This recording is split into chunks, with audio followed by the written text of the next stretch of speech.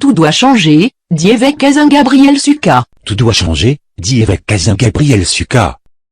Tu peux sortir de tes problèmes, Jésus est là. Ta foi est ta solution. Tu peux sortir de tes problèmes, Jésus est là. Ta foi est ta solution. Les aveugles voient, les malades guéris, les muets parlent, les captifs libérés. Jésus-Christ est vivant au milieu de nous. Appelez au +32 472 22 94 58 +32 492 17 57 89. Prière en ligne, miracle à portée de main. Appelez au +32 472 22 94 58 +32 492 17 57 89. Suivez-nous sur MCVN TV1 et Canal Vie Nouvelle. Téléchargez l'application Canal Vie Nouvelle sur App Store et Play Store. Tout doit changer, dit évêque Kazin Gabriel Suka. Tu peux sortir de tes problèmes, Jésus est là. Ta foi est ta solution. Des prières en direct sur Canal Vie Nouvelle, ce soir à 21h30 avec évêque Gabriel Kazin Suka. Ne ratez pas. Suivez-nous sur MCVN TV1 et Canal Vie Nouvelle. Téléchargez l'application Canal Vie Nouvelle sur App Store et Play Store. Canal Vie Nouvelle, radio de solution. Pour tout défi, écoutez Canal Vie Nouvelle. Suivez-nous sur MCVN TV1 et Canal Vie Nouvelle. Téléchargez l'application Canal Vie Nouvelle sur App Store et Play Store. Prière en ligne, miracle à portée de main. Appelez au +32 472 22 94 58 +32 492 17 57 89. Des prières en direct sur Canal Vie Nouvelle, ce soir à 21h30 avec évêque Gabriel Kazin Suka. Ne ratez pas. Tu peux sortir de tes problèmes, Jésus est là. Ta foi est ta solution. En direct de Canal Vie Nouvelle, parole, prière et adoration. Les aveugles voient, les malades guéris, les muets parlent, les captifs libérés. Jésus-Christ est vivant au milieu de nous. Appelez au +32 472 22 94 58 +32 492 17 57 89. Suivez-nous sur MCVN TV1 et Canal Vie Nouvelle. Téléchargez l'application Canal Vie Nouvelle sur App Store et Play Store. Des prières en direct sur Canal Vie Nouvelle, ce soir à 21h30 avec évêque Gabriel Kazin Suka. Ne ratez pas. Suivez-nous sur MCVN TV1 et Canal Vie Nouvelle. Téléchargez l'application Canal Vie Nouvelle sur App Store et Play Store. Canal Vie Nouvelle, radio de solution. Pour tout défi, écoutez Canal Vie Nouvelle. Téléchargez notre application Canal Vie Nouvelle sur Play Store et App Store. Tout doit changer, dit évêque Kazin Gabriel Suka. Tout doit changer, dit évêque Kazin Gabriel Suka. Avec nous, nous puissions nous lever pour acclamer le Seigneur Jésus pour la vie de l'évêque Kazin Gabriel. Est-ce qu'on peut acclamer le Seigneur?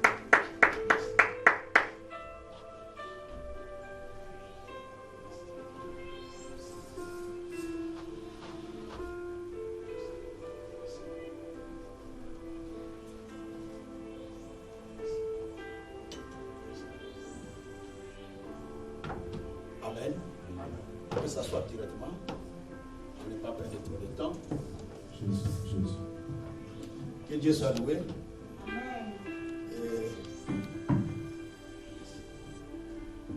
Je suis heureux de me retrouver au milieu de vous.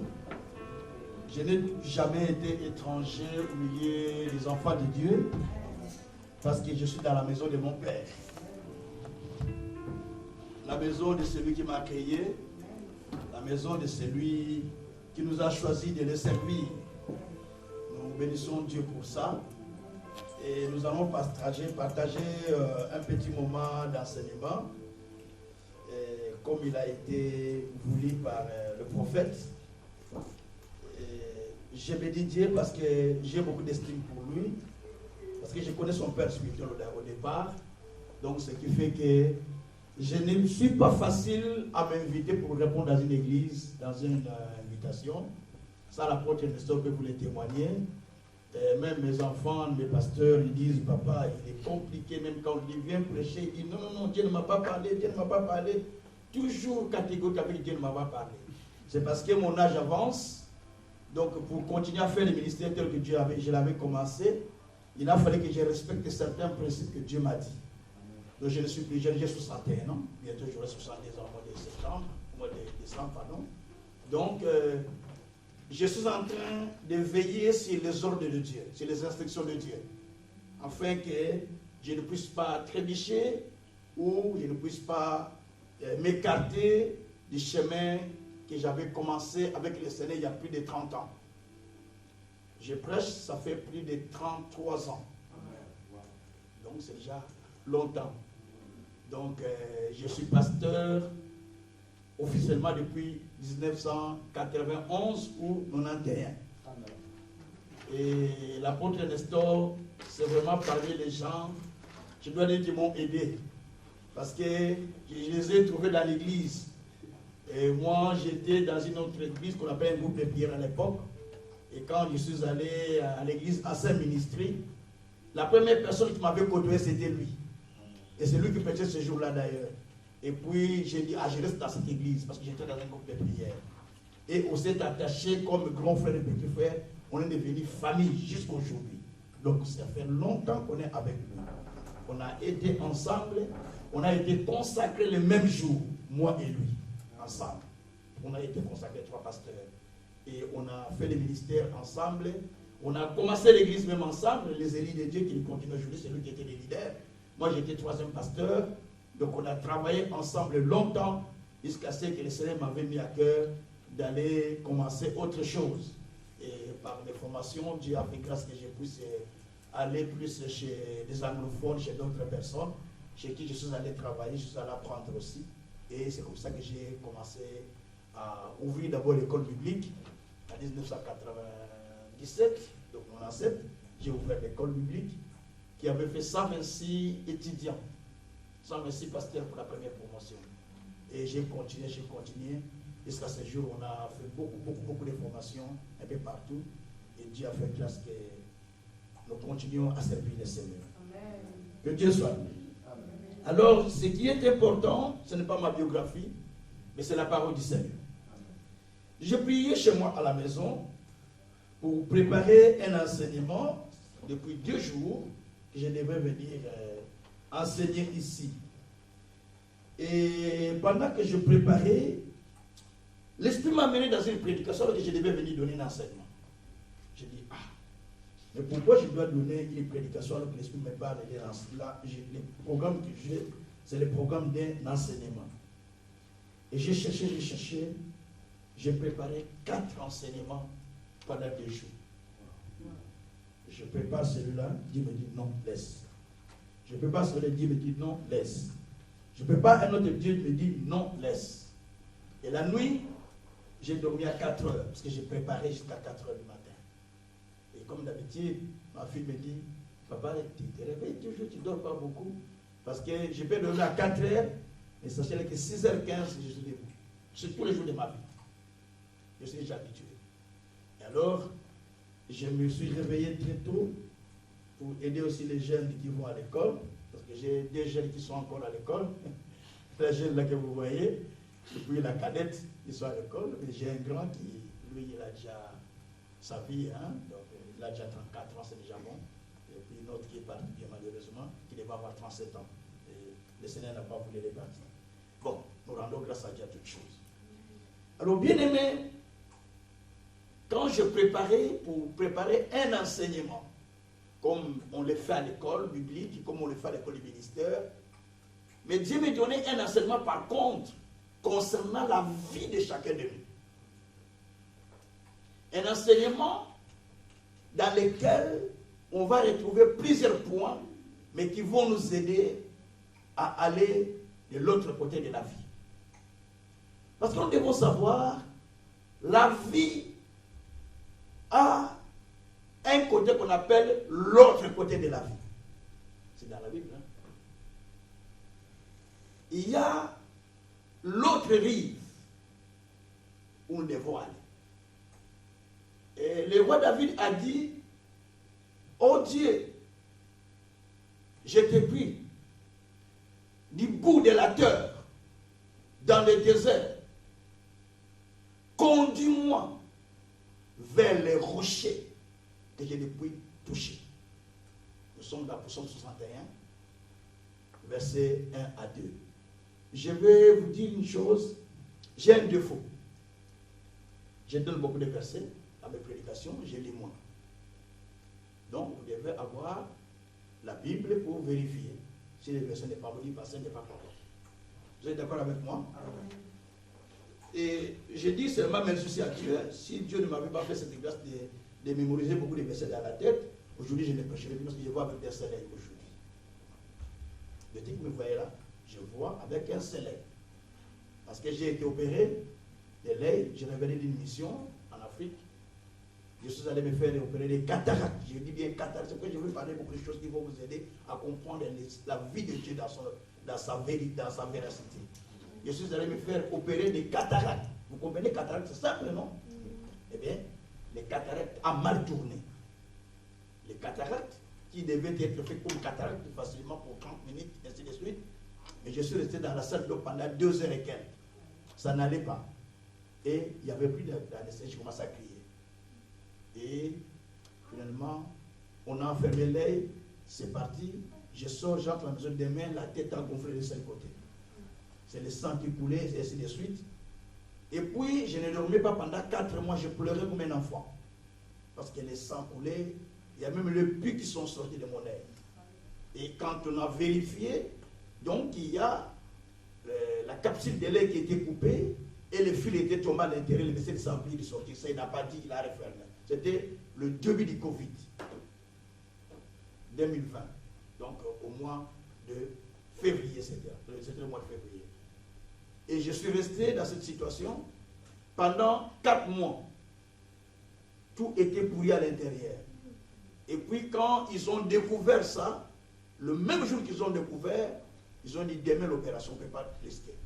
Le jour suivant, ils ont fait une autre opération qu'on appelle vitrectomie pour ceux qui font la médecine, où on sort l'air à l'extérieur pour arranger.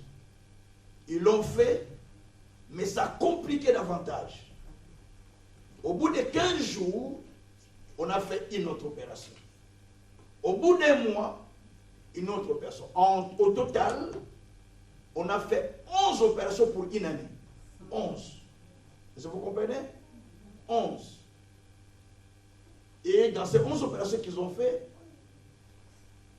finalement, il fallait quitter cet hôpital pour changer l'hôpital.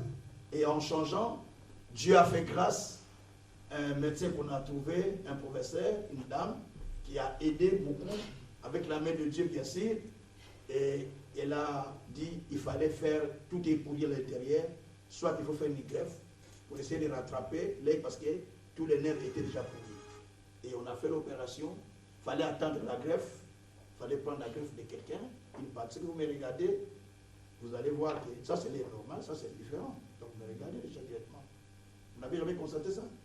Vous constatez, non? Oui. Ça c'est trop petit, ça c'est normal. Donc ça, c'est comme une face, ça ne voit pas, mais c'est ce qu'ils voient avec un seul maintenant. Alors, ils ont fait ça, et puis ils ont placé l'appareil au-dessus de la tête là. Donc j'ai un appareil là, et un métaux ici. C'est des opérations que j'ai suivies. Et depuis lors, vous savez, en Europe, on vous déclare invalide. Donc j'ai été déclaré invalide. En tant que pasteur, à plusieurs des églises, j'ai laissé tous mes pasteurs qui s'en occupent. Aujourd'hui, moi, je fais que la gestion, voir comment ils travaillent, conseiller, ainsi de suite. J'ai laissé les églises, celui de Belgique notamment, à mes pasteurs qui sont ici, sont 4 pasteurs qui travaillent avec moi ici. Je les ai laissés l'église, c'est eux qui continuent avec. Moi, j'ai dit, bon, moi, je me repose comme il a été demandé. Je ne devais pas parler fort, je ne devais pas crier parce que c'était un problème de nerfs.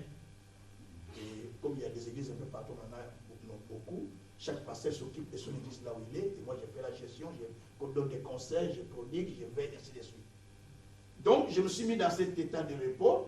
Mais le Dieu que nous servons, comme il est vivant, il a fini par faire quelque chose. Il a fini par intervenir de sa manière de façon surnaturelle. Donc, c'est pourquoi moi, je suis prédicateur de la foi. Je crois au miracle de Dieu. Je crois à la puissance de Dieu, non de façon historique, mais de façon vraie. Nous sommes dans un ministère où il y a déjà 3 résurrections. Certifiées, officiellement. 3. Une au Congo, 2 en Europe. J'ai dit certifié, même ici dans ces pays. Certifié. Donc nous sommes déjà dans un ministère qui a déjà des types d'épreuves. Nous sommes dans un ministère où il y a beaucoup de guérisons. Des signes, des merveilles, des cancérés, des paralytiques, des mi-oué, des trans. Si vous regardez mes vidéos, vous allez voir beaucoup de témoignages, beaucoup de gens qui sont en train de témoigner, beaucoup de trucs. Alors tout ça, c'est parce que Dieu voulait que nous puissions faire ce travail. Si c'était de moi-même, aujourd'hui je serais déjà des côtés, je ne fais plus. Mais quand on a, c'est là où j'ai voulu insister, quand on a un mandat de Dieu, quand on est dans une mission, Dieu vous garantit. Dieu vous garantit. Quoi qu'il arrive, Dieu sera à vos côtés pour vous défendre. C'est pourquoi l'intitulé de mon message que je vais donner, comme je l'avais dit, désolé l'homme de Dieu, peut-être prochainement si vous m'invitez, je vais terminer avec les cours. Mais aujourd'hui, j'ai un enseignement que je vais donner, mais qui va aider l'Église, qui va vous aider, qui va m'aider, qui va nous aider tous. Ça s'intitule « Passons de l'autre côté de la vie ». Dites avec moi, passons de l'autre côté de la vie. Passons de l'autre côté de la vie. Pour ceux qui me suivent, passons de l'autre côté de la vie. Parce que la vie a plusieurs côtés. La vie a plusieurs côtés. Il y a, si vous regardez bien, quand nous traversons dans notre vie, nous passons des moments où nous traversons plusieurs côtés. Un jour, le Seigneur Jésus-Christ était avec ses disciples dans la barque. Je vous donne les versets déjà. Dans le livre de Marc, chapitre 4. Au verset 35 jusqu'au 40e verset. La Bible dit que le Seigneur a dit à ses disciples, allons de l'autre côté. Ou passons de l'autre côté des rives. Parce qu'ils étaient de l'autre côté de Jerusalem, ils devaient traverser de l'autre côté. En traversant, Jésus dormait sur la barque. C'est une histoire connue, hein? Mais c'est là où nous allons prendre le départ. Vous savez, vous pouvez lire les versets 50 fois, et les 50 fois, Dieu vous donne 50 révélations. Vous comprenez ça? Alors, Jésus a dit aux disciples, allons de l'autre côté. Il partait avec les disciples, il naviguait, traversait pour quitter là où ils étaient, afin d'aller de l'autre côté. Pendant la navigation, Jésus s'est reposé ou Jésus dormait comme vous voulez. Et la Bible dit, il y eut maintenant la tempête qui s'éleva contre la barque. Et quand la tempête s'éleva, la navigation n'était plus normale parce que vous êtes tourmenté par la tempête. La Bible dit, l'eau commençait à rentrer dans la barque. Le flot remplissait la barque. Et les disciples commençaient à avoir peur. Ils disaient, oh, Seigneur, ils réveillèrent le Seigneur Jésus. Mais ne vois-tu pas que nous sommes en train de périr? Jésus se réveilla. Il parle à la tempête, ça c'est l'histoire que je raconte. Il parle à la tempête, et la tempête s'est calmée. Et Jésus dit, les hommes de peur, de foi. Pourquoi avez-vous peur? C'est là qu'il y a l'enseignement. Merci Seigneur Jésus. Père Saint, il y a quelqu'un qui traverse pour aller de l'autre côté. Mais pendant sa traversée, il rencontre des difficultés. Il rencontre des problèmes. Fais en sorte que tu t'élèves maintenant pour calmer la tempête et permettre à la personne de traverser pour aller là où toi tu l'attends. Oh Dieu, tu n'appelles pas quelqu'un à rester au même endroit, mais tu l'appelles à mouver, à entrer et à toucher le rocher qu'il n'a jamais touché. Glorifions notre Seigneur par le nom de Jésus-Christ. Amen. Alors, bien aimé, la vie de l'être humain est une vie qui a deux faces. Pour ne pas dire quatre faces. Deux faces. Il y a la face visible et la face invisible. Et les gens font plus attention sur la face visible que sur la face invisible. La face visible, c'est me voici. Évêque Kazin, le prophète Dave, Ça, c'est la face visible. Mais il y a notre face invisible que vous ne connaissez pas. Que nous ne connaissons pas peut-être nous-mêmes, ou soit nous connaissons, ou soit nous ne connaissons pas. C'est un problème. Donc, la vie a deux faces. Il y a la face visible et la face invisible. Et la face visible, c'est ce que les gens voient. Les gens vous honorent, les gens vous respectent, les gens vous bénissent, les gens vous donnent la place par rapport à ce qu'ils connaissent de vous. Par rapport à ce qu'ils connaissent de vous. Parce qu'on voit votre face visible. Et pourtant, Dieu ne vous juge pas, ne vous bénit pas par rapport à votre face extérieure.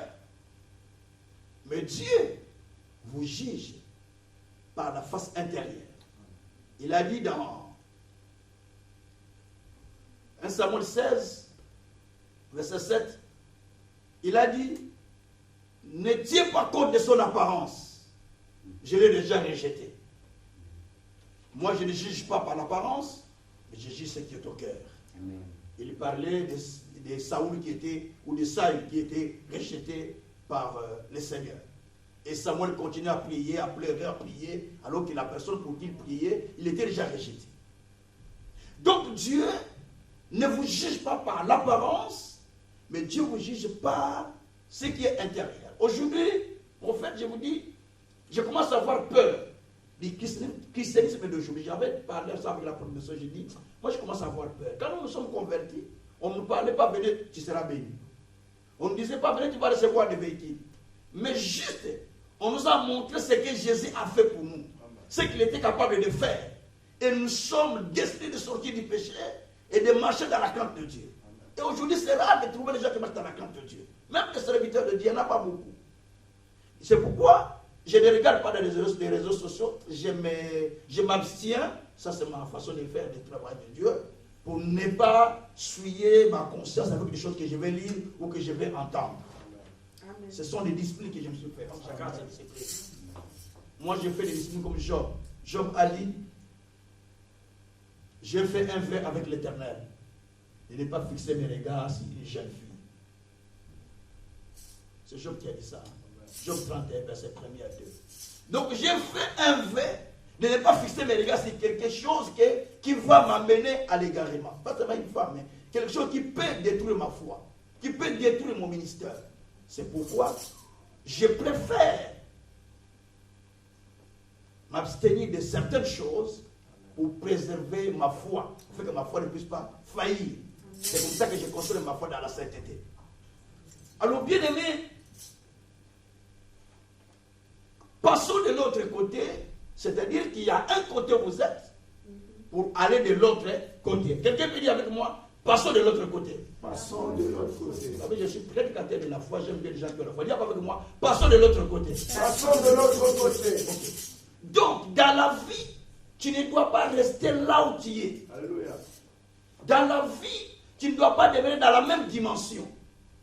Tu dois devoir quitter là où tu es pour aller de l'autre côté où Dieu vous attend. Là où vous êtes, ce n'est pas là où il y a votre bénédiction. Votre bénédiction est dans l'autre côté que vous n'avez pas encore découvert. Amen. Il y a le côté qui est visible que vous avez découvert, amen, mais il y a un autre côté que vous n'avez pas encore découvert. Amen. Et dans la vie, ce que tu as déjà découvert n'est pas suffisant. Tu dois continuer à découvrir. Tu dois continuer à chercher. Tu dois continuer à faire des recherches pour découvrir davantage. Comme un scientifique qui fait des recherches pour une maladie, par exemple. Amen. Des chercheurs qui font des recherches par exemple, pour des cancers, et ainsi de suite. Donc, il continue à faire des recherches. Pourquoi? Pour découvrir tous les aspects nécessaires permettant à amener la guérison aux malades. C'est pareil avec la vie chrétienne. Donc, dans la vie chrétienne, c'est mon constat aujourd'hui que quand les gens viennent, quand ils croient en Dieu, pour lui c'est fini, c'est du bonheur. C'est la rose. Non. La vie chrétienne n'est pas rose. Amen. Arrêtez ça. Je dois dire des choses qui peuvent vous choquer. Amen. La vie chrétienne n'est pas seulement rose. Amen. Parce que Jésus a dit, dans Marc 10, 28 à 30, les apôtres ont posé la question en disant, Seigneur, nous t'avons suivi, nous avons tout quitté, mais qu'est-ce que nous allons avoir à te suivre donc? Alors Pierre, Jésus a dit, oh, quiconque aura quitté son père, sa mère, ses frères et ses sœurs, ses terres ou ses maisons, il en aura au centime. Les apôtres ont dit, waouh, gloire à Dieu, nous aurons au centime, alléluia. Pierre avait quitté la pêche. Jean avait quitté la pêche, il fait des Zébédée. Il y a Thomas qui était collecteur d'impôts, il avait quitté. Donc il y a beaucoup de gens. Les médecins, des gens ont quitté leurs emplois pour suivre Jésus. Après Jésus, il continue à dire, ça c'est la première phrase qu'ils ont prié, Amen. C'est comme nous prions, Amen, papa, c'est ça, c'est ça. Ok, il y a une deuxième phrase. Jésus a dit, vous aurez tout senti dans ce siècle ici. Amen. Jésus a dit, attention, il y aura aussi la persécution. Amen. Toujours dans ce siècle ici. Là, ils n'ont pas dit Amen. Hein? Je dis, la persécution encore? Oui, il y en aura. Et à la fin, il dit, vous aurez la vie éternelle dans le futur. Là, je dis encore, Amen. L'être humain n'aime pas combien qu'il y aura la persécution. Mais c'est dans les prophéties de Dieu. C'est la prophétie de Dieu. Tu ne peux pas devenir grand sans passer par l'épreuve. Les gens veulent enjamber les pas pour sauter la classe afin de se retrouver en 6e année alors qu'il était en première année. Il n'y a pas 1100 euros, 101. On ne peut pas voir 1100 commencer par 1. Les trajets de 1000 km commencent par 1 km. J'allais en Suède, j'enseignais en Suède, j'allais tout le temps en voiture. Donc j'ai commencé par 1 km, 2 km jusqu'à faire 1650 km en voiture. Et j'ai commencé par 1 km, non? Alléluia. Amen. Alléluia. Amen. Les gens sont tellement pressés, ils sont devenus express, tout est devenu express. Alors il n'y a plus la vraie foi, parce que tout est devenu express. Dans la foi, il faut avoir la patience. Parce qu'on nous dit dans la Bible, la prophétie ou la vision est qu'elle là, elle est certaine. Même si elle tarde, attends-la, elle va s'accomplir toujours. Il est temps d'attendre pour que les choses s'accomplissent. Alors quittons pour aller de l'autre côté. C'est ce que Jésus avait enseigné à ses disciples. C'était un enseignement très fort. Lorsqu'ils ont commencé à quitter pour aller, Jésus étant avec eux, mais la vague s'éleva, la tempête s'éleva. Mais Jésus est avec eux. Il y a certains qui vont vous dire, parce que Jésus est avec toi, tu ne peux pas connaître ça. Tu ne peux pas connaître cette difficulté-là. Non, tu ne peux pas. C'est des mensonges. Je marche avec Jésus dans la crainte depuis que j'étais très jeune. Jésus est avec moi, il fait beaucoup de miracles avec moi. Il y a même quand je suis tombé dans cette situation, les gens disaient, mais lui, Dieu l'utilise pour seulement avec tous. Il est tombé dans cette situation, je dis, ce n'est pas moi, c'est Dieu qui permet tout. Bien aimé, toutes choses concourent au bien de cette Dieu. Dieu sait pourquoi il permet les choses. Mais moi, je voulais dire simplement ici, pendant qu'ils étaient avec le Seigneur, la tempête s'éleva. Peut-être ce soir, tu es avec le Seigneur, dans la barque avec lui, mais la tempête s'élève. Mais pourquoi la tempête s'élève? Exactement, la tempête s'élevait contre les disciples, alors que Jésus était là, pour tester la capacité de foi qui était dans les disciples. Pour tester la capacité de foi qui est en vous. Et il traverse. La tempête s'élève. Jésus étant dedans, il prend conscience que ce n'est pas nous-mêmes qui sommes partis, c'est Jésus qui nous a dit de partir. Quand c'est Dieu qui vous a dit, allez faire telle chose, quel que soit ce qui arrive, lui il est présent avec vous. Amen. C'est pourquoi la Bible dit, dans Isaïe 43, même si vous passez par de l'eau, vous ne serez pas submergé. Vous passez par le feu, vous ne serez pas consumé. Moi, le Seigneur, je serai avec vous. Amen. Je donne des hommes à votre place d'ailleurs. Parce que toi, tu as des pays à mes yeux. Nous sommes dans Isaïe chapitre 43, versets 1 à 6. Donc, Dieu est avec vous dans ce que vous traversez. Parce qu'il a quelque chose à faire avec vous. Alléluia. Et de l'autre côté de la vie, c'est la partie la plus importante. Dans la vie, comme je l'ai dit, il y a la partie cachée et la partie visible. Ce bâtiment qui nous abrite a la partie visible aux propriétaires et à nous qui sommes locataires peut-être. Ok? Mais il y a une partie qui est invisible même aux propriétaires, même aux locataires, qui n'était visible qu'au constructeur. C'est la fondation. Alléluia. Amen. Cette partie est visible qu'au constructeur. La Bible dit dans Hébreux chapitre 3, verset 4, chaque maison est bâtie par quelqu'un. Mais celui qui fait toutes choses, c'est Dieu. Chaque maison est construite par quelqu'un, mais celui qui fait toutes choses, c'est Dieu. Les gens ont tendance de tout donner à Dieu. Dieu va faire ça. Dieu va faire ça. Non. L'homme a sa responsabilité. Dieu aussi a sa responsabilité. Amen. Ne prends pas ta responsabilité pour la céder à Dieu. Dieu ne va pas croire à ta place. Dieu ne va pas faire à ta place. C'est toi qui dois faire pour que Dieu agisse. Alléluia. Dieu a besoin de ton mouvement. Dieu a besoin de ta foi. Dieu a dit parle toi-même pour te justifier. Il n'a pas dit je vais parler à ta place. Dieu a dit prie. Il dit il ne va pas prier à ta place. Mais c'est toi qui dois tout faire pour que lui vienne faire des choses pour qu'il puisse sortir de là où tu es. Alors, l'autre côté où tu es, c'est le côté où tu sens que ça ne va pas pour toi. C'est le côté où tu sens que je dois sortir d'ici. Non, ce problème me dérange, mais la vie doit changer. Il faut que je trouve la solution.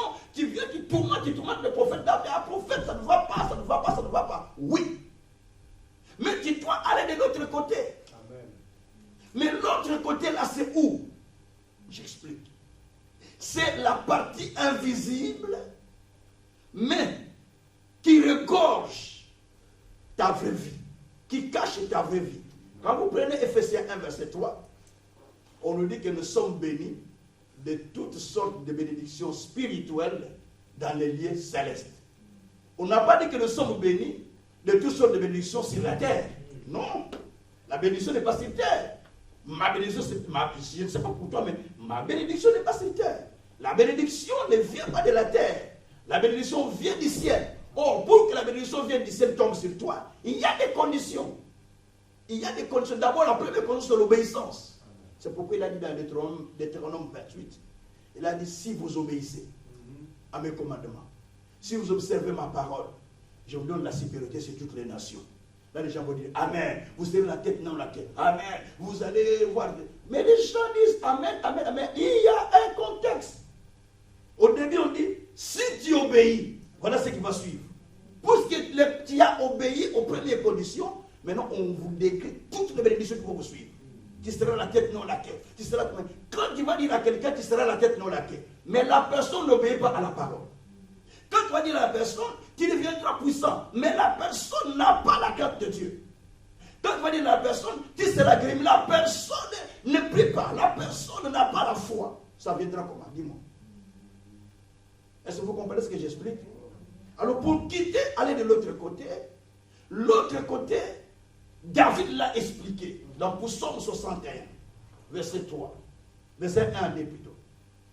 Oh Dieu, du bout de la terre, je te prie, conduis-moi vers les rochers que je ne puis toucher. Français pourrait dire, conduis-moi vers les rochers que je n'ai jamais vus. Oh, donc chacun de nous a un rocher qui n'a jamais touché. Il y a des rochers que je n'ai jamais touchés.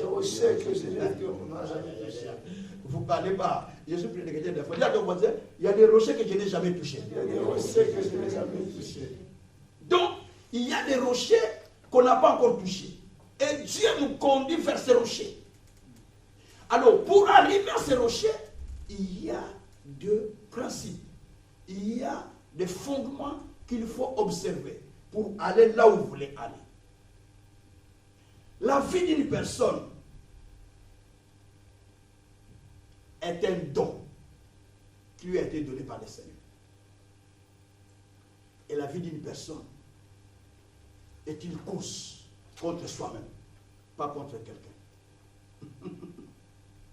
La vie ne vous donne pas ce que vous demandez. Vous avez dit, oh pasteur, attention. Oui, je vais vous expliquer. Qui a déjà demandé ici de devenir millionnaire? Merci. Beaucoup, hein? Moi, j'en ai fait, ça fait plus de 40, plus de 35 ans. Je connais à faire ça. Qui a déjà demandé de devenir une autorité, peu importe ce qu'il veut. Un grand dans le bon, ainsi de suite. Il faut avoir toujours des aspirations, non? Voilà. Ok, écoutez-moi bien. La vie ne nous donne pas ce que nous demandons. Suivez-moi tranquillement. La vie ne nous donne pas ce que nous demandons. Mais la vie nous donne les choses pour lesquelles nous nous battons. Ah, vous ne croyez pas moi? Amen. Oh. La vie ne vous donne pas ce que vous demandez. Mais la vie vous donne des choses pour lesquelles vous vous battez. Donc si vous ne battez pas, vous ne gagnez pas la vie. C'est pourquoi Jésus a dit que le royaume des cieux, appartient au volant. Il dit, est déjà prêt. Mais ce sont des violents qui s'en emparent. Donc il faut se faire violence pour avoir. C'est-à-dire, ce n'est pas une violence avec les mains, une violence spirituelle. Si vous n'engagez pas des batailles pour votre vie, la vie reste la même. Même pour l'église, l'homme de Dieu. Si vous n'engagez pas la bataille pour l'église, l'église reste la même. J'ai aimé la prière que la jeune dame a fait. Oh, que Dieu te bénisse, ma fille. Donc, ça, c'est la prière qu'il faut. La prière qui amène les gens à faire des combats pour changer de situation dans leur vie. Amen. Que Dieu soit loué. Amen. Alors, lorsque maintenant vous commencez à aller de l'autre côté, vous devez savoir que de l'autre côté, il y a la partie cachée. En fait, il y a un langage que j'aime beaucoup, qui est un langage informatique chez les développeurs. Dans ce langage, ils disent, quand vous regardez les sites internet que nous les voyons là, vous consultez Google, vous consultez n'importe quel site internet que vous consultez, vous demandez l'information du site internet, ça vous donne des informations, n'est-ce pas? Hein? Quand vous demandez, vous rentrez dans Google, je vais telle chose, ça vous donne. Vous allez dans Facebook, ce sont des sites, hein? Les sites, les Facebook, ce sont des sites web. Vous tapez, il vous envoie des informations. Vous tapez tel site, il vous envoie des informations. Google, c'est un moteur de recherche, bien sûr. Mais, d'où viennent ces informations? C'est la question que je pose, que vous vous posez aussi. Et c'est simple. En fait, dans le langage des informaticiens, ils appellent ça front-end. Le front-end, c'est la partie visible que vous voyez. Vous voyez, vous demandez les informations de votre site. Je vais lire tel site. Je vais lire tel site. Moi, j'ai mes 2 sites, je sais. Donc, vous demandez Canal Vie Nouvelle. Il vous envoie toutes les informations qui sont dans le Canal Vie Nouvelle. Vous demandez M7 Mission qui est une Vie Nouvelle. Il vous envoie. Mais, il y a la partie aussi qui n'est pas visible à vous, mais qui est visible à nous et les informaticiens et les développeurs qui ont fait des sites. Cette partie s'appelle back-end, la partie cachée. Alors la vie de chaque personne a ces 2 parties. La partie qu'on voit et la partie qu'on ne voit pas, qui cache les secrets de votre vie. Alors, ce qui fait la force de votre vie, ce n'est pas la partie visible. Écoutez-moi bien. Mais la partie invisible, c'est cela qui fait la force. Les diables ne combattent pas votre partie visible, mais les diables combattent votre partie invisible. Comment les gens qui traversent dans la mer, qui veulent aller de l'autre côté, d'emblée, la tempête commence à se lever. Alors Jésus est avec eux. Parce que Satan savait que si je laisse ces gens-ci aller de l'autre côté, ils vont aller sauver des milliers de personnes. Ils vont aller faire un grand travail. L'écho va partir. Donc les diables, voyant cela, ils lèvent les combats. Le combat que vous rencontrez dans la vie, c'est par rapport à là où vous allez partir. Quelqu'un ne comprend pas ce que j'ai dit? Mais si tu n'as pas te combattre en quoi? Dis-moi. Jésus même lui-même, on cherchait à les tuer. Ses frères même lui disent, ah, mais tu fais des miracles ici. Eh, mais non, va là-bas pour que les gens te voient. Non, parce que ses frères de Jésus ne croyaient pas lui. Hein. C'est ce que dit la Bible. Hein. Jean 7, vérifiez ça bien. Les frères de Jésus ne croyaient pas en Jésus. Jean 7, à partir du verset 6, 7, 8, vous allez voir ça. Ils ont dit même à Jésus, va d'ailleurs en Galilée. Et en Galilée, on cherchait Jésus pour les tuer. Mais ils disent, va en Galilée. Ils savaient que s'ils partent en Galilée, on va les tuer. Ils disent, mais va en Galilée. Oh, Jésus dit, mais mon temps n'est pas encore venu. Vous voulez que je parte en Galilée? Mais vas-y. Parce qu'ils ne voulaient pas de lui. Ils craignaient qu'on va le tuer à cause de ces messieurs. Ça, c'est les frères qui sont nés avec lui de même avant. Mais Jésus savait qu'ils sont derniers paroles. Donc, il y a les combats qui s'élèvent dans notre vie à cause de ce qui vous attend. Vous n'êtes pas combattu de ce que vous êtes aujourd'hui. Je vous dis, je les explique. Vous n'êtes pas combattu à cause de la position que vous avez maintenant. Non. Vous êtes combattu à cause de la position future que vous allez avoir. Joseph n'était pas combattu à cause de la robe qu'il portait. Non, non, non, non. Il était combattu à cause de la position qu'il devait vivre. Parce qu'il avait déjà fait des rêves qu'il dominait sur ses frères, qu'il les gérait. À cause de cela, à cause de ce que tu as rêvé, les combats ont commencé. Parce que Dieu t'a déjà révélé ta vie. De là où tu vas partir. Donc Joseph avait déjà les rêves de là où il devait partir. Alors si vous voulez aller de l'autre côté, la première des choses, il faut avoir un rêve. Dis d'abord, il faut avoir un rêve. Demande ton pote, est-ce que tu as un rêve? Est-ce que tu as le rêve de partir quelque part? Les gens qui traînent dans la vie, les gens qui comptent des problèmes dans les églises, pasteur, l'homme de Dieu, prophète, sont ceux-là qui n'ont pas les rêves d'avenir. Quand je parle de rêves, vous parlez de vision aussi. L'église n'est pas combattue par ceux-là qui ont compris la vision. Mais l'église est combattue par ceux-là qui n'ont pas compris la vision. Amen. La Bible dit dans Proverbes, chapitre 29, oui, bien sûr, au verset 18. Un peuple sans vision est un peuple sans fin. D'autres versions disent un peuple sans révélation. Encore d'autres disent un peuple sans connaissance. D'autres encore, d'autres versions, ce sont des vers français courant, CMR. Je ne lis pas la Bible avec une seule version. Je peux lire tantôt 13, 12 pour avoir la certitude. D'autres versions disent un peuple sans objectif est un peuple sans fin. Si vous n'avez pas d'objectif maintenant, même le prière que vous faites ne vous amènera nulle part. Amen. Le prière vous amène quelque part parce que vous avez un objectif. Vous travaillez sur cet objectif. Vous priez pour quitter la vous êtes, pour aller de l'autre côté. Amen. Peu importe le problème que vous avez, j'ai dit que vous avez intérêt d'avoir la vision de sortie. Dis à ton voisin, j'ai la vision de sortie. J'ai la vision de sortie. Aïe, aïe, aïe, aïe. Dis à ton voisin, j'ai la vision de sortie. Il y a certaines personnes qui croient qu'ils sont déjà arrivés. Ah, moi c'est fini, je suis déjà arrivé. Écoutez, il y a un pasteur, et il a eu 500 membres. Il a commencé à croire qu'il était au top. Moi, personne. On sait que moi, je suis. Vous savez, nous les Africains aussi, comme on crie. Hein? Non, on sait. Allez. Allez. 500 membres. Hein? Croyez qu'il était déjà au top. Dieu n'aime pas ça. C'est cool. Un autre avait 5000 membres. Il disait, oh, je suis au top des églises. Je suis le seul. Un jour, la nuit, Dieu est venu le voir. Il dit, tu as arrêté de travailler parce que tu as atteint 5000. Non.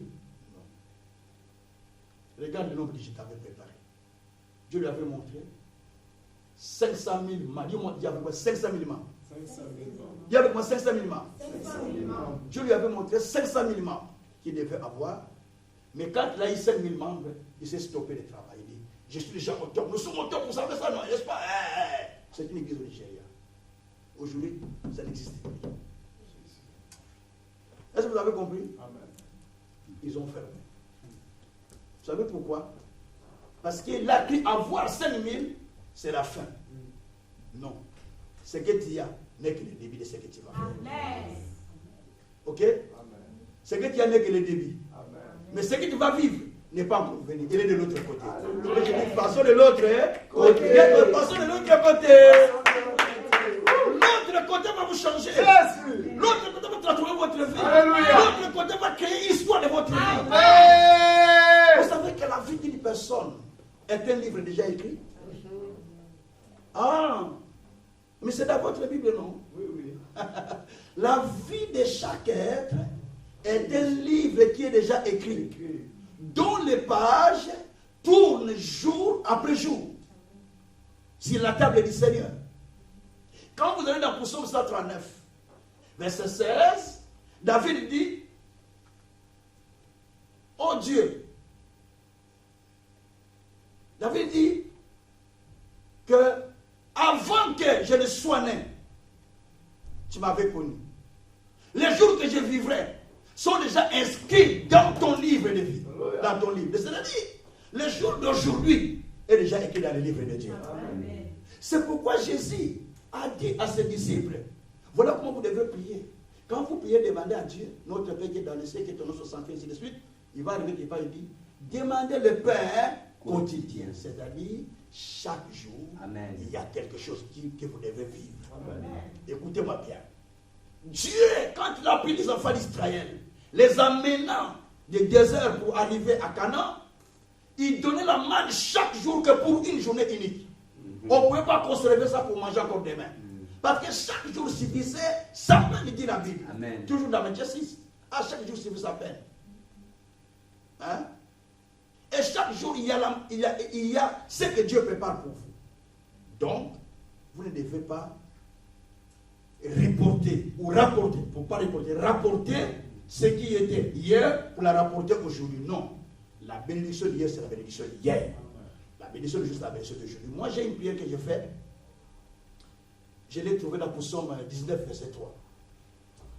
Dans ce texte, on dit, un jour instruit un autre jour.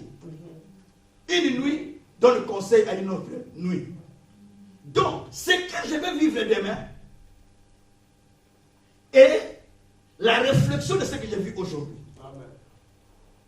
Ce que je serai demain est la réflexion de ce que j'ai vécu aujourd'hui. Yes. Donc, ce que je vais faire demain, c'est la réflexion de ce que j'ai fait aujourd'hui.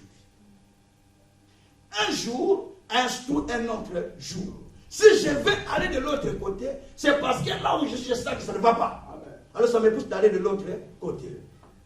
Et l'autre que je cherche à y aller, que la vague s'élève, la tempête s'élève, il y a une chose que je sais dans ma tête. La tempête qui s'élève, quand il voit Jésus, il va reculer. Parce que la Bible dit dans Psaume 114, verset 1 jusqu'à verset 3, même verset 4 si vous voulez bien, quand Israël était sorti des mains des Égyptiens, et quand il partait, la Bible dit que la mer a vu l'Israël. Et la mer s'est enfuie. Les montagnes ont vu l'Israël, les montagnes ont sauté.